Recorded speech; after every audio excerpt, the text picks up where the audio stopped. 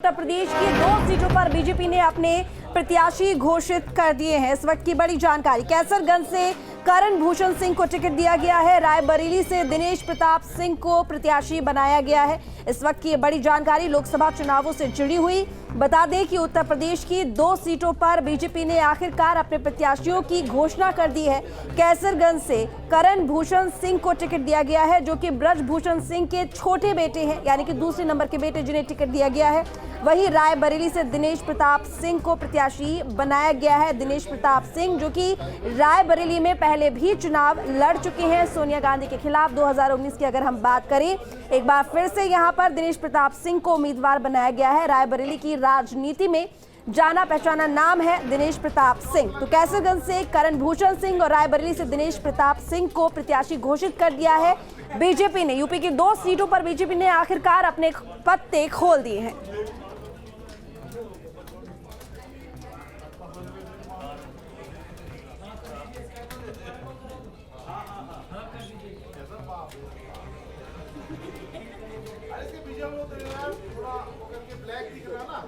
तो चलिए, ज्यादा जानकारी के लिए इस वक्त हमारे साथ हमारे संवाददाता जुड़े हुए हैं। बता दें कि अमेठी से हमारे साथ में अविनाश जुड़े हुए हैं, वहीं रायबरेली से हमारे साथ में अमरीश पटेल जुड़े हुए हैं। अविनाश, सबसे पहले आपका रुख देखिए, क्योंकि जाहिर है यहाँ पर हमने देखा है कि किस तरीके से लगातार सस्पेंस बना हुआ है अगर हम अमेठी की बात करें, लेकिन बीजेपी यहाँ एक ऐसी पार्टी जिसने आखिरकार बड़े लंबे इंतजार के बाद 2 सीटों पर अपने प्रत्याशियों के नामों की घोषणा कर दी है।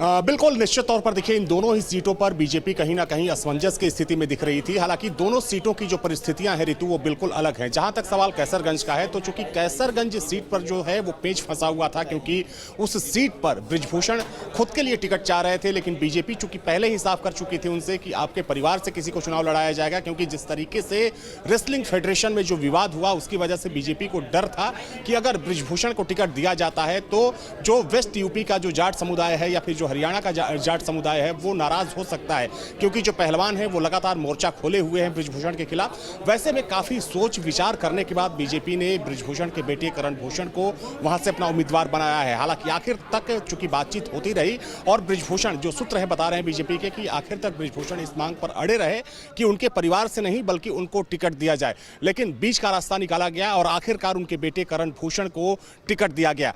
दूसरी सीट अगर रायबरेली की बात करें ऋतु, तो देखिए यहाँ की परिस्थिति दूसरी थी, क्योंकि यहां पर बीजेपी वेट एंड वॉच की स्थिति में थी। क्योंकि देखिए, अगर रायबरेली सीट की बात करें तो रायबरेली सीट कभी भी बीजेपी के लिए मुफीद नहीं मानी गई, क्योंकि यहां पर कांग्रेस की जो स्थिति थी हमेशा से ही मजबूत स्थिति में कांग्रेस दिखी। और अगर हम 2019 की बात करें तो 2019 में भी चूंकि दिनेश प्रताप सिंह जो मौजूदा सरकार में मंत्री हैं, योगी सरकार में, उनको बीजेपी ने वहां से उम्मीदवार बनाया था। हालांकि पहले वो भी कभी कांग्रेस का हिस्सा हुआ करते थे, लेकिन बाद में उन्होंने कांग्रेस का दामन छोड़ बीजेपी ज्वाइन की और बीजेपी ने उनको वहां से उम्मीदवार बनाया।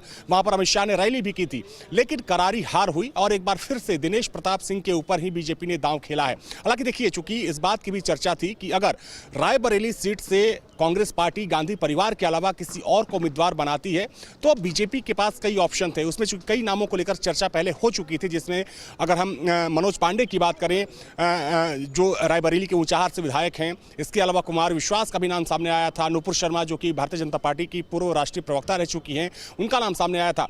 तो ऐसे नामों की चर्चा लगातार चल रही थी, लेकिन अब चूंकि तस्वीर कांग्रेस पार्टी की भी कह सकते हैं कि लगभग साफ होने वाली है, क्योंकि माना जा रहा है कि अगले 1 से 2 घंटों में कांग्रेस भी इन दोनों सीटों को लेकर, अमेठी और रायबरेली को लेकर, अपने पत्ते साफ करने वाली है। और इस बात की प्रबल संभावना है कि अमेठी से जहां एक बार फिर से राहुल गांधी को कांग्रेस उम्मीदवार बनाने जा रही है, तो वहीं पहली बार प्रियंका गांधी चुनाव लड़ने की तैयारी में है, यानी कि सोनिया गांधी की जगह उनको रायबरेली से कांग्रेस पार्टी उम्मीदवार बनाने जा रही है। हालांकि देखिए, अभी औपचारिक तौर पर इसका ऐलान नहीं हुआ है, लेकिन माना जा रहा है कि शाम होते होते कांग्रेस के प्रत्याशियों की जो सूची होगी अमेठी और रायबरेली की, वो सबके सामने होगी। तो निश्चित तौर पर चूंकि बीजेपी को भी पता था कि अगर प्रियंका गांधी वहां से चुनाव लड़ती हैं तो वहीं का कोई नेता होना चाहिए जो वहां की पूरी परिस्थितियों को, जो वहां का जो पूरा वोट बैंक है, जो वहां की रणनीति है, जो वहां का समीकरण है, चाहे हम जातीय समीकरण की बात करें, धार्मिक समीकरण की बात करें, या जो एक इलेक्शन में जो एक माइक्रो मैनेजमेंट होता है उसकी बात करें, जो इन तमाम परिस्थितियों से वाकिफ हो उसी को चुनाव लड़ाया जाए। दिनेश प्रताप सिंह चूंकि वहां पर लोकल लेवल से उन्होंने राजनीति की शुरुआत की, बाद में वो विधान परिषद पहुंचे, योगी सरकार में मंत्री बने और अब एक बार फिर से उनके ऊपर ही बीजेपी ने दांव खेला है। तो तमाम कह सकते हैं कि रणनीतियों को ध्यान में रखते हुए और काफी सोच समझकर बीजेपी ने अपने प्रत्याशियों की सूची तो जारी कर दी है। इंतजार है कांग्रेस की सूची का और उसमें राहुल गांधी और प्रियंका गांधी के नाम का। जी बिल्कुल, देखिए अविनाश, अगर हम कैसरगंज सीट की बात करें तो क्योंकि करण भूषण को यहाँ पर टिकट दिया गया है, ब्रजभूषण को अगर हम देखें तो ब्रजभूषण के नाम के अलावा किसी और नाम को चुनना या प्रत्याशी बनाना, कहीं ना कहीं बीजेपी इस बात को जानती थी कि वो इस चुनाव को बहुत ज्यादा मुश्किल या चुनौतीपूर्ण बना सकता है। लेकिन इसके पीछे भी कई फैक्टर हैं, क्योंकि बहुत सारे नाम चल रहे थे, उसमें ब्रजभूषण की फैमिली का नाम ही सबसे आगे चल रहा था, चाहे उनकी पत्नी की बात करें या फिर आप उनके बेटे को भले ही टिकट दे दिया हो।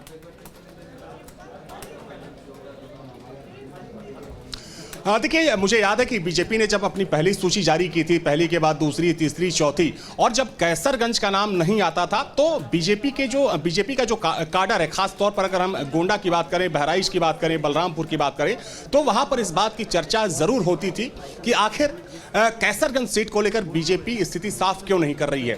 तब यह बात सामने आई कि बीजेपी वहां से बृजभूषण शरण को चुनाव नहीं लड़ाना चाहती। हालांकि पहले उनकी पत्नी का नाम सामने आया, यह बात सामने आई कि बृजभूषण शरण की जगह बीजेपी उनकी पत्नी को चुनाव लड़ा सकती है। हालांकि तब भी ऐसी जानकारी सामने आ रही थी कि बृजभूषण अपनी मांग पर अड़े रहे और पार्टी आला कमान के सामने वो लगातार अपनी बात उठाते रहे कि उन्हें ही इस बार भी मौका दिया जाए। लेकिन आखिरकार, चूंकि देखिए, कहा जाता है कि बीजेपी बहुत ही सोच समझकर चुनावी कदम उठाती है और चूंकि देखा जाए तो इस बार यूपी में बीजेपी के सामने जो टारगेट है वो टारगेट काफी बड़ा है।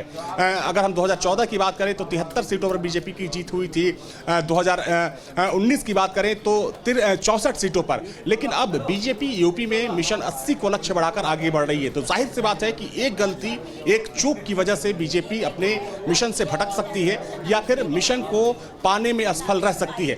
तो वैसे में तमाम समीकरणों को ध्यान में रखते हुए और जो पार्टी के पुराने वफादार हैं, जो पार्टी का पुराना काडर है, उसको समझाते हुए बीजेपी आगे बढ़ रही है। और माना जा रहा है कि आखिरकार आपके पास में और अमनेश भी हमारे साथ लगातार बने हुए हैं रायबरेली से। देखिए, रायबरेली से दिनेश प्रताप सिंह को टिकट दिया गया है बीजेपी की तरफ से, जाना पहचाना नाम है। सबसे बड़ी बात यह कि दोबारा दांव लगा रही है बीजेपी यहां पर।